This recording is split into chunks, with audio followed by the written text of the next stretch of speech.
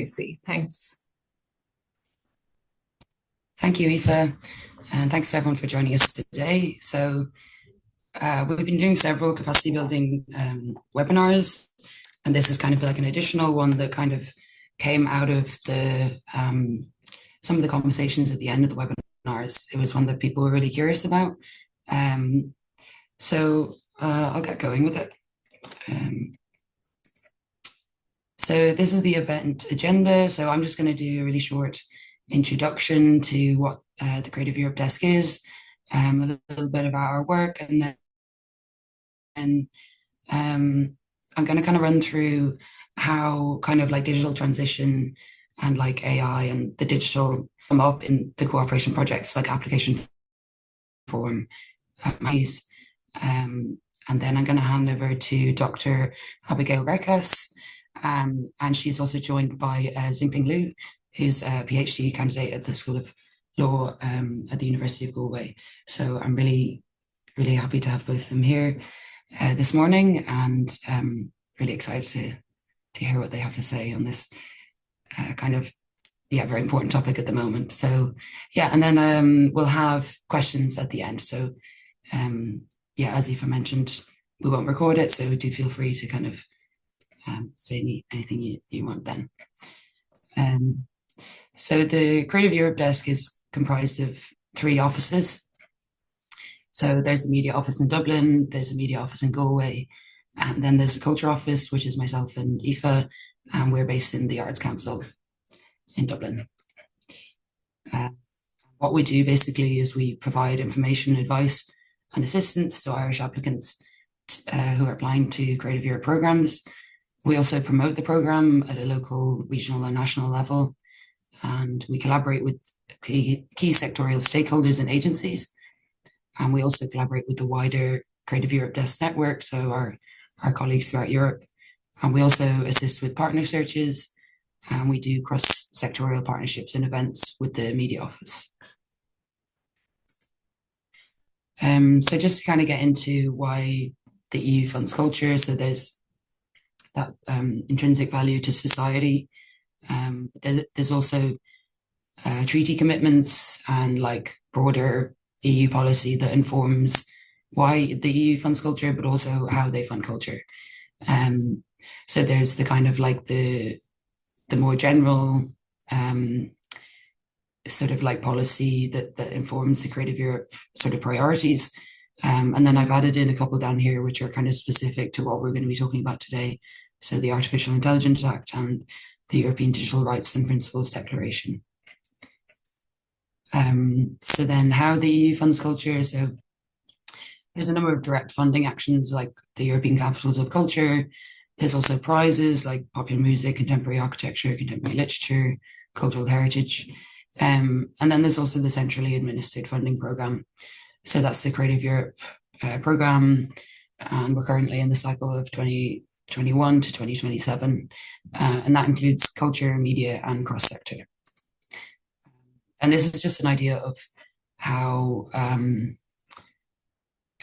the funding is distributed throughout the sectors, and that's like the overall budget for the cycle of 2021 to 2027.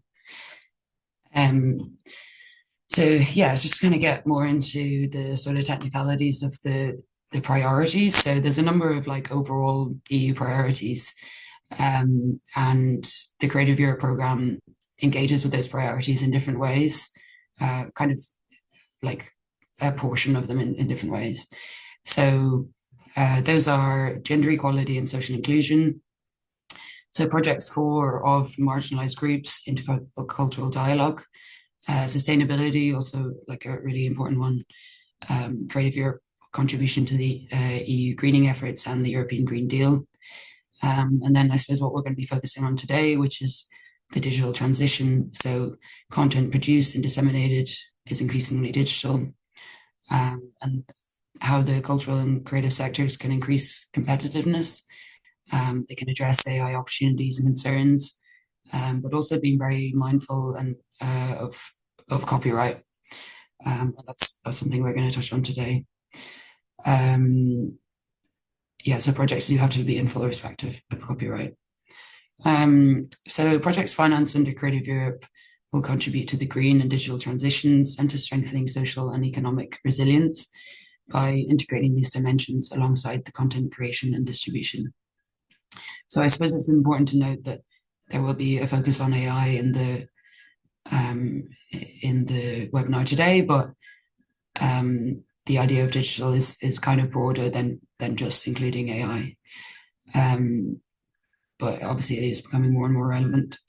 So then we have international relations. So transnational cooperation is at the core of cooperation projects. It's kind of really what it's all about. And yeah, support for the Ukrainian cultural and creative sectors is really encouraged in cooperation projects and in the circulation of literary goals. So then we have the culture priorities, like under the general Creative Europe priorities, and those are resilience and recovery, innovation and joint creation, cooperation and exchange of practices, key players and multipliers, and capacity building of artists. So that's the thing of sort of innovation and joint creation also does tie in a lot to the digital transition. So just a little bit about what cooperation projects are. I'm sure if people are working on them at the minute, you're probably aware of this.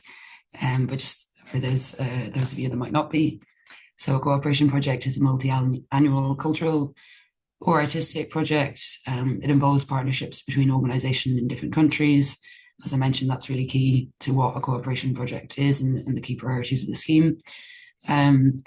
It achieves common objectives across borders, and it requires match funding, and it is for organizations, so individuals aren't eligible, but artists obviously are key stakeholders within cooperation projects. They also support diverse partnership and fund a broad range of activities. So just to get into the sort of technicalities of the application a bit, when you're making an application to cooperation projects, you'll be asked to choose from one of two objectives. So objective one is transnational creation and circulation. So strengthening the transnational creation and circulation of European works and artists. So this involves like collaboration, outreach, development, the sharing of resources between organizations and across borders, and the stimulation of creativity that comes with sharing ideas and cooperating in different ways. There's also the transnational distribution of content, which I suppose kind of ties into using digital media to distribute content. And there's also the circulation and like mobility of artists like within those kind of circles. And just to kind of like hone in on the digital aspect of this objective.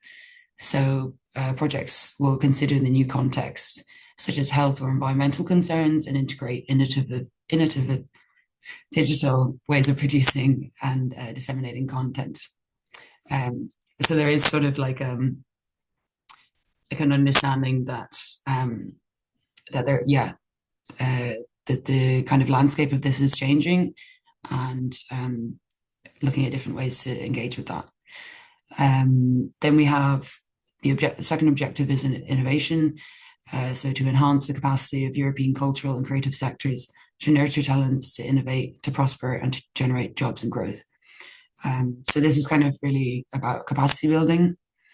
And I suppose like innovation, like obviously with both of these objectives, we're really focusing on the digital aspects, because that's sort of the topic of today. But you can innovate in lots of different ways, and you can build capacity in lots of different ways. So, but I suppose it can be of technological and so it can be artistic nature as well, and may include the development and experimentation of new practices or models, as well as the transfer and dissemination of innovative practices.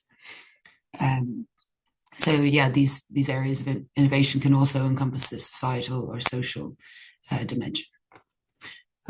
So I'm just going to hand over to Abigail now, and if anyone has any questions sort of about cooperation projects more generally, you can there'll be time for questions at the end. So thank you so much for joining us. Hi, everyone. Can everyone see my slides? Yeah. Perfect. Okay, so thank you so much for coming today, and thank you for the invite to Creative Europe Desk Ireland. We appreciate this opportunity. My name is Dr. Abigail Rekas. I am a lecturer in law and innovation at the University of Galway. I'm joined today by my PhD student, Xinpen Liu, who is focused in his research on copyright law and AI. So he is going to be helping me out today as we move through our agenda. Our first goal is to introduce you to AI, including some basics on how it works, to go through some misconceptions, and then to identify some of the risks that we see that people should be cognizant of and some of the opportunities that AI presents. This is a lot to cover, and we are going to work through as quickly as we can, starting with just a little bit of AI generation. I asked it to come up with the risks and opportunities in a word cloud for AI in the creative industries.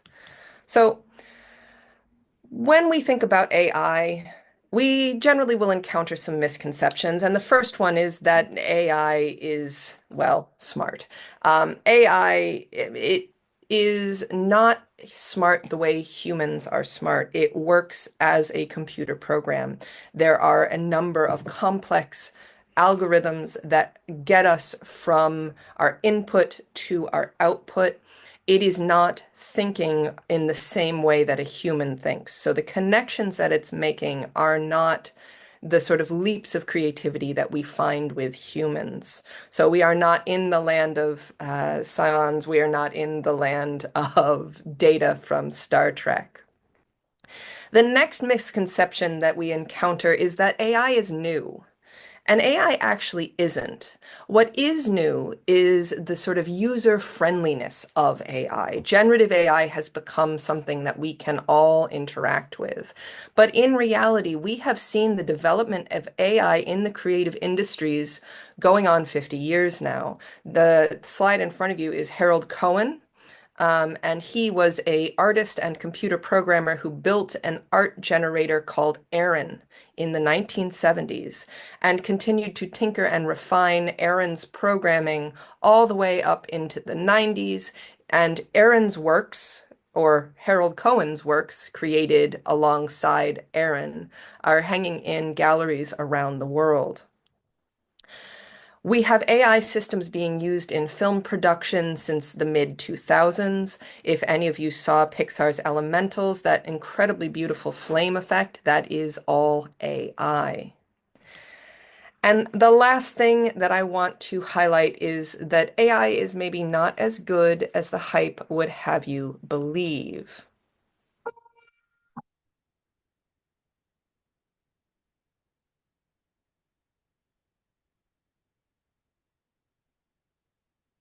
But it is getting better. So we see AI improving generation on generation, and many of the sort of flaws, although I kind of like the flaws, are disappearing as we move forward. So the last misconception I want to address is actually tied to the first one. Is AI going to have human consciousness? And this is actually something that computer scientists are debating right now, that those of us who are interested in researching technology are hotly debating. I don't think AI is going to have human consciousness anytime soon, but it will interact with you like a human. It has some ability to comfort you when you're sad. Sometimes it seems angry. Sometimes it tries to break you up from your significant other. But it's doing those things because it's building its responses out of patterns. So I'm going to pass now to Xinpeng, who's going to tell you a little bit about those patterns. So how does AI really works?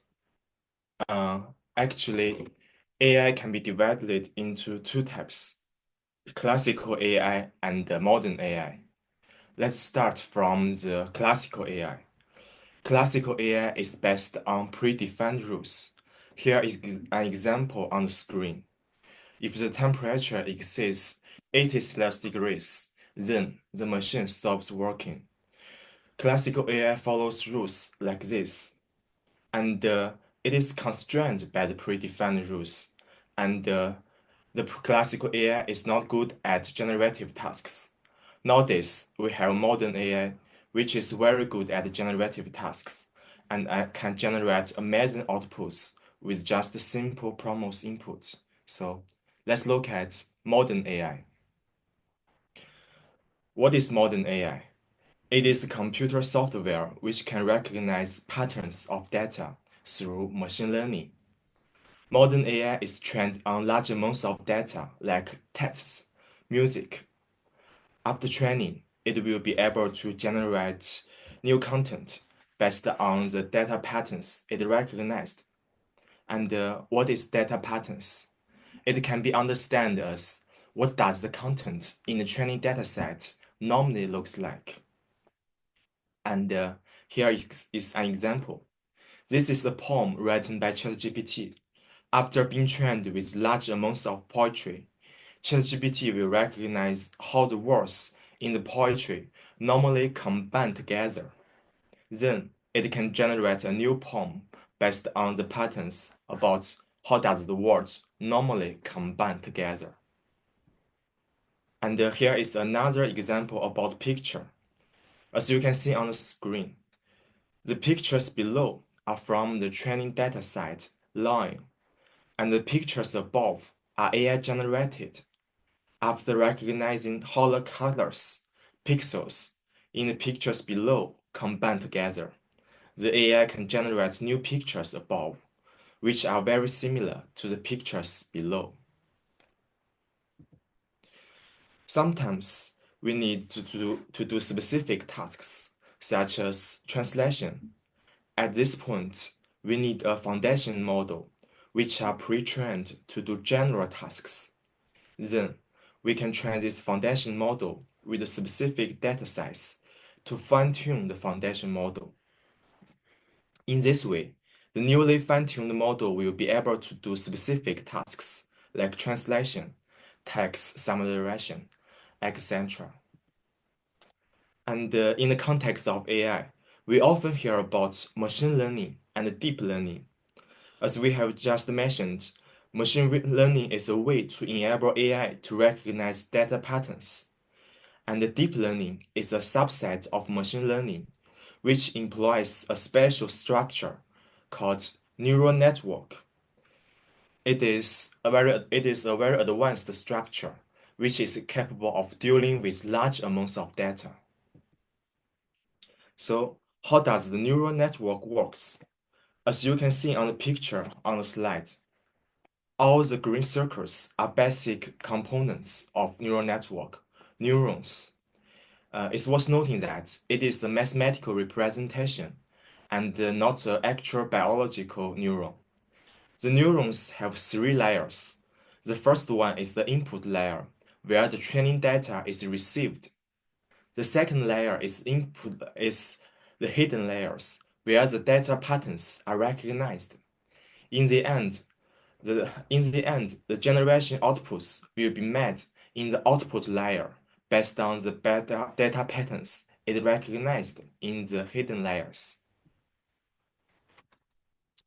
So that is how AI works in a very, very sort of surface level understanding. We're now going to move on to some of the risks that we have identified about AI. Those risks include risks that are based on the technology, risks that are copyright related, risks that are environment related, and then some more sort of philosophical or existential risks around creativity. So technology presents risks, and these risks are AI risks, but also AI and beyond. So the foundation models, as are mentioned, are built on data sets, and those data sets may or may not be compliant with copyright law or the GDPR. We also encounter a phenomenon that is referred to as garbage in, garbage out. These data sets are based on historical data, and there is no guarantee that that historical data is without bias. So when you adopt a foundation model, you may actually be adopting something that has built-in flaws that may result in outputs like we have seen in the news where racist tweets went out or there was odd overcorrection, trying to remove bias from images that resulted in some very strange things. Bias in data sets remains a problem. And that can be addressed through cleaning, but unless you are the one who is cleaning that data set, you may encounter garbage in, garbage out. There are data protection compliance issues that require the tech you use be compliant, and that is both the hardware and the software. A person told me a story recently about how he was required by his law firm to leave his computer in Ireland because he couldn't take it to the US based on how we search people's technology when they come across the border. He was considered a data protection risk to bring his work product with him to the United States. So when we're thinking about technology, we need to be thinking not only hardware or software, but also hardware. We run into problems of black boxing. As Xinpen pointed out on the last slide, there are hidden layers, and that's where the pattern recognition is happening. We don't always know why the computer is recognizing the patterns it is. We don't always know what are the factors it's considering, and those factors may be impermissible. There has been movement towards explainable AI, and that is on the rise. So explainable AI or XAI may be the answer to this black boxing problem, but you do need to be aware of it. There remains legal uncertainty about the prima facie, on its face, legality of AI tools. And those questions are being sort of hammered out in the courts around the world right now. And lastly, we have a AI Act here in Europe that takes a risk-based approach. So the purpose you put your AI to designates the level of regulation scrutiny that you will be subject to. So your purpose is always going to designate how much regulation you are going to encounter. So being aware of those factors is really important. Which brings us to AI and copyright. We have three layers of copyright issues. I'm going to talk about the input issues, and Xinpen is going to talk about the output issues. So input, we have two pieces. We build data sets, and we have seen a lot in the news about the copyright status of things that are scraped and put into these data sets. So we have the data set being built, and then we have the data set recognizing patterns. And each of those activities may include the reproduction of works, which is potentially infringing. We do have, as I said, copies being made, temporary copies, when we build these training sets. So the lion image and text data set that has been in the news recently in Germany. That is a data set that does contain copyright protected materials. Is it infringement? Well, a lot of people say yes, but there actually are exceptions that we find in the Copyright in the Digital Single Market Directive that make it questionable. And this is why we have legal uncertainty rather than legal clarity. So the copyright exceptions that apply are Articles 3 and 4 of the Digital Single Market Directive. These govern text and data mining. Text and data mining is defined in the CDSM as any automated analytical technique aimed at analyzing text and data in digital form to generate information which includes but is not limited to patterns, trends, and correlations. So the AI Act seems to incorporate text and data mining as an element of AI. And so in Article 3 of the DSM directive, we find that as long as the access is lawful, text and data mining by research associations and cultural heritage institutions for scientific purposes will not be an infringement. And the thing about Article 3 is there are no opt-outs. There is nothing you can do as a copyright holder to remove yourself when you make your content publicly available. Article 3 is going to apply in the European Union. And this is particularly tricky, as I mentioned that Lion dataset, recently a German court, and this is not binding across the EU. This is just sort of an indication of what courts might do. They found that because Lion operates not for profit, building the dataset was actually covered by this exception. And it didn't matter that subsequent uses were commercial because the organization that did the scraping was not for profit and was using it for research purposes. That is sufficient. So that brings me to Article 4 of the DSM. This governs commercial uses, and Article 4 does contain an opt-out option. So if you include in a machine readable format a opt-out saying, I don't want this data to be scraped and put into a data set, a institution that is other than a scientific educational heritage institution cannot scrape it. The AI Act says we have to respect these opt-outs. And so we are giving people who are copyright holders the ability to make an exception to the exception in this context. Unfortunately, we don't have clear definitions of what machine readable means. That same Lion case in Germany said that plain text, ordinary language was going to be sufficient. Robots.txt is the example that is most commonly cited in the guidance around the AI Act. The key thing is that access to the works must be lawful, so it has to be sort of publicly facing and not a pirate site, and that the rights holders have not made a machine-readable copyright reservation. Again, we've sort of run into this problem that a lot of the companies that do this data scraping are nonprofit, are research institutions. So the data sets, for instance, Common Crawl, that is built in what will likely be thought of as Article 3 exceptions rather than Article 4 exceptions.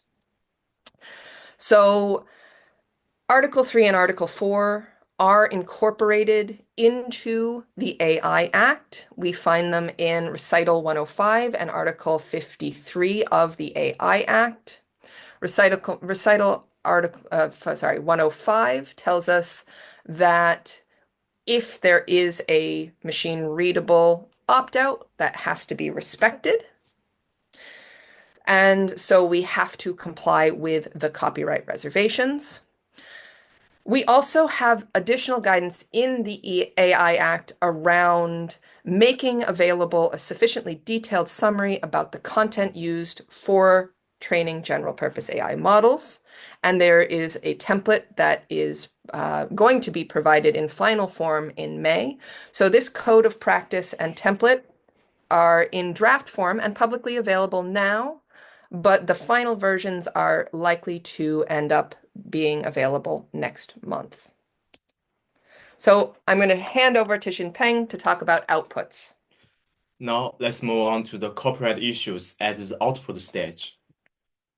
The most notable copyright issue at the output stage is the copyrightability of AI-generated contents.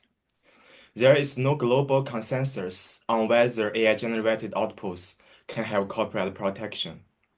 In the US, contents like texts, pictures cannot have copyright protection for lack of human authorship.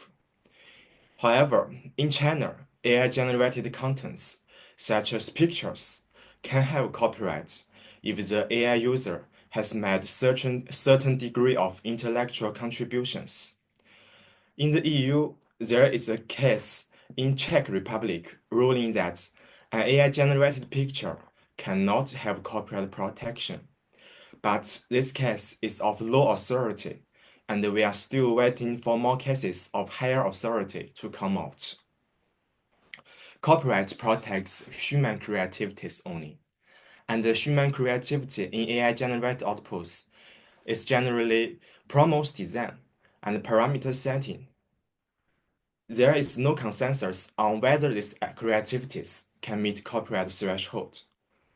So there is a significant uncertainty of copyrightability of AI-generated outputs.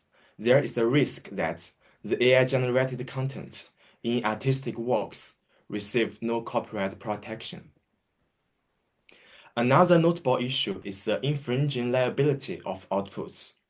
As you can see on the slide, the photo of playing football on the left is the original photo, and the picture on the right is AI generated, which is also derivative from the photo on the left. The AI generated picture is infringing on the original photo. When consider the infringing liability of the outputs, we need to be aware that the users can be liable for distributing infringing outputs, and the platform can be liable for negligence of monitoring possible infringing outputs.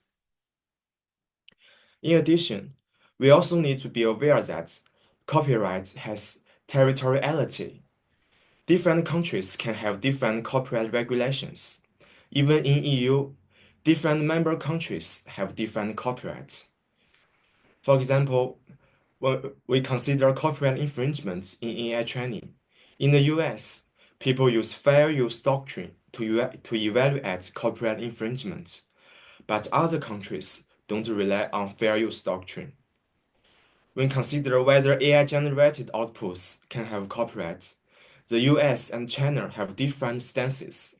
In a decision by the US Copyright Office, Zaria of Dawn, pictures fully generated by AI was denied copyright protection. By contrast, in a Chinese case, Li and Liu, a AI-generated picture successfully received copyright because the AI user has contributed a certain degree of intellectual efforts. So, when we consider copyright risks, we need to consider the jurisdictional legal differences. This brings us to environmental risks. And this one is less talked about than it should be, in my opinion. And that is based around the energy and water consumption of AI.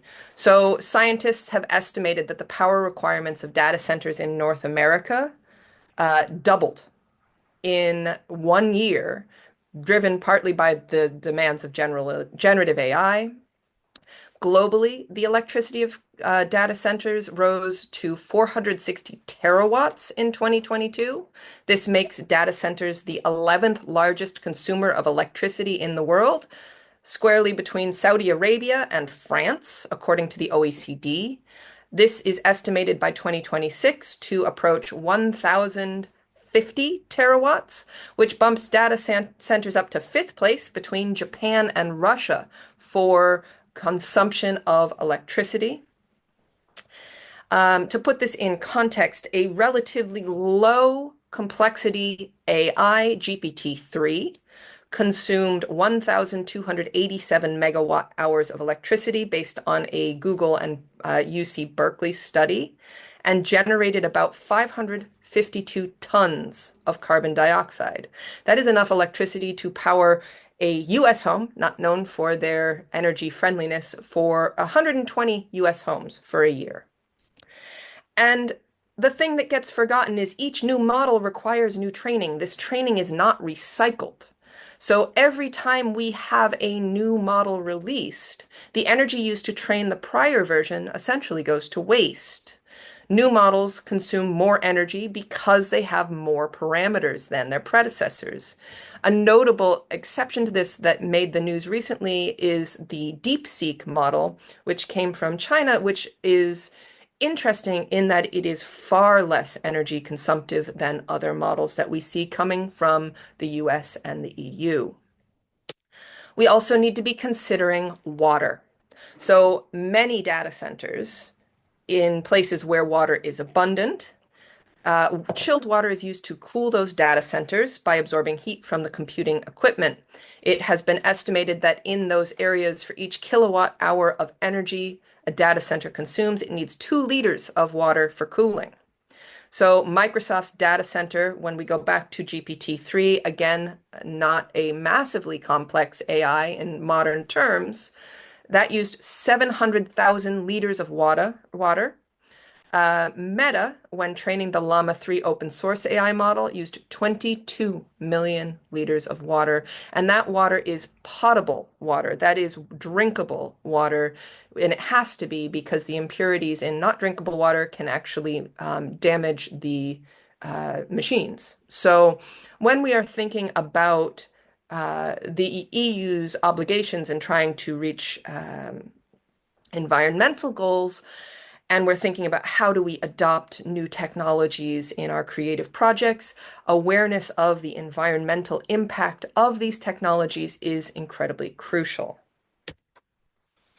Generative AI also poses risks to human creativity.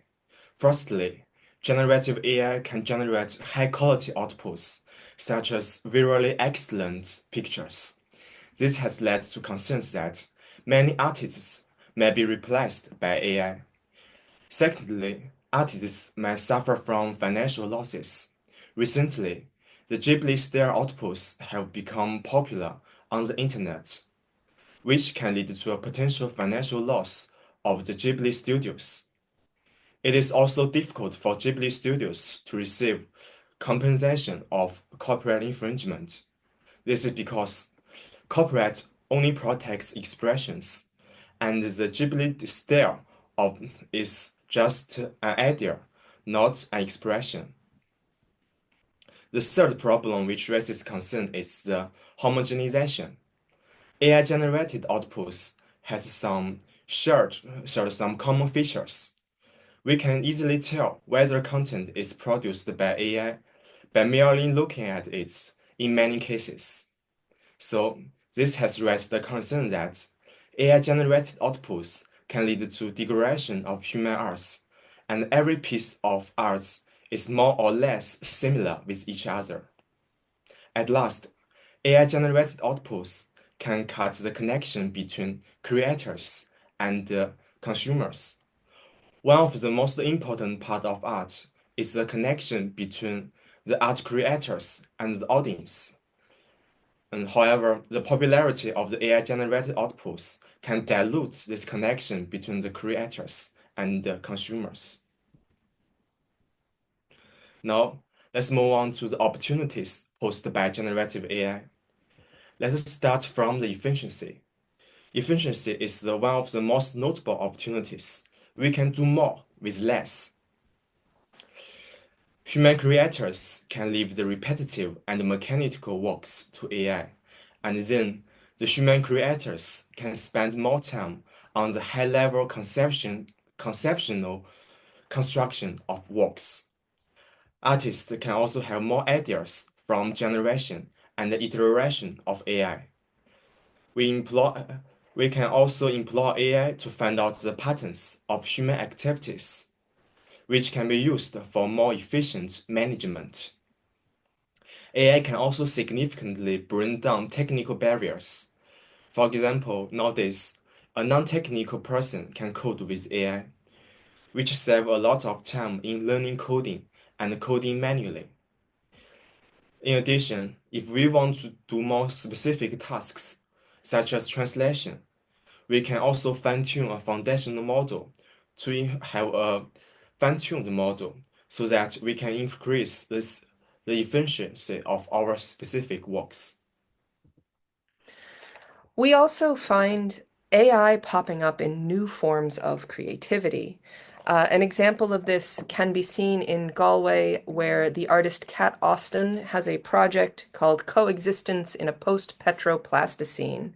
She is looking at microplastics in water in Galway, and it aims to address human impacts and propose symbiotic reparative futures And she does this by measuring, sonifying, and removing microplastic from the Galway tides, and then presenting an art project that is interactive and gathering the data from people observing and interacting with that art to build a new data set, which can then be reused in new forms of art. So we're seeing not only that AI has the potential to replace creatives, but also that creatives are using these tools in new and interesting ways. AI can also democratize creativity.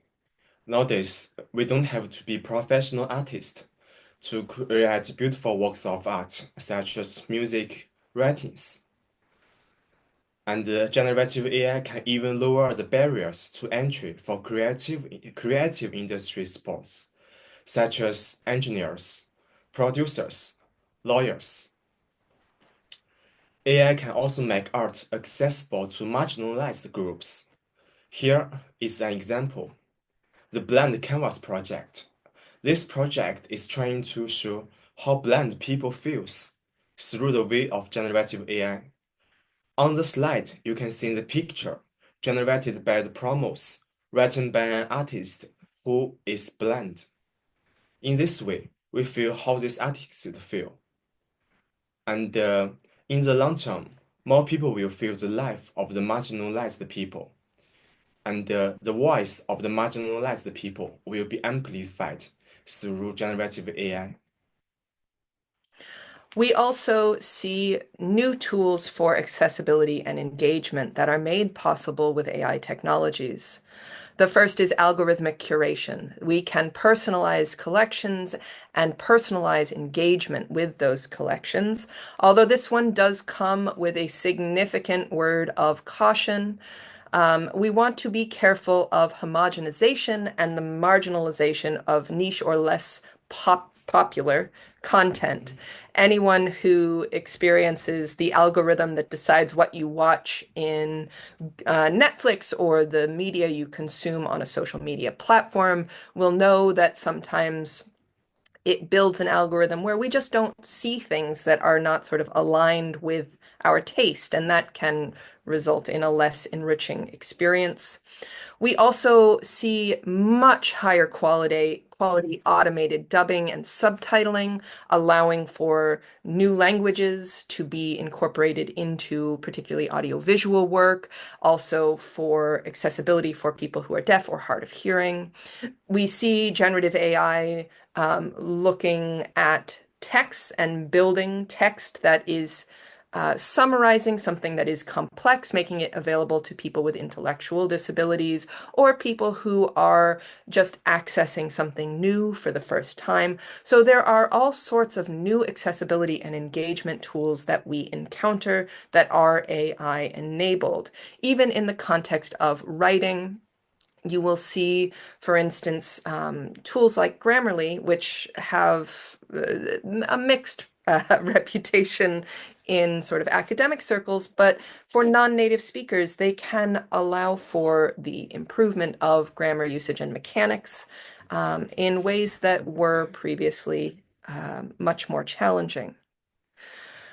My last slide, my last content slide that I want to share is that the digital transition is more than just AI. I know we've spent a lot of time talking about AI, but data is the new gold. And by digitizing your projects, you are facilitating data collection. You are allowing for new tools and uses to develop. You are facilitating potentially remote access to your creativity, which allows for greater engagement, although you want to be careful of those territorial copyright challenges in that digitization. You want to be careful with cloud computing. Because cloud computing, of course, requires data centers. They are less energy intensive than AI, but that is still impactful. You also want to be aware of where you are doing your cloud computing. If you're doing it, who is hosting your data is relevant for GDPR analysis. And the last one, and I wish I had a little bit more time to work with you on it, is around standardization and taxonomy. So how you are tagging your data, the metadata you are using can increase engagement, can allow for that data to be used in very interesting ways. So thinking about standardization and taxonomy in your digitization practice is always good. This brings us to the end of our presentation. As I mentioned, we did this in a very sort of fast way. There's a lot of stuff that we could cover, so we're happy to take questions. We are also happy to be emailed with questions and happy to follow up with people. So thank you so much for your attention.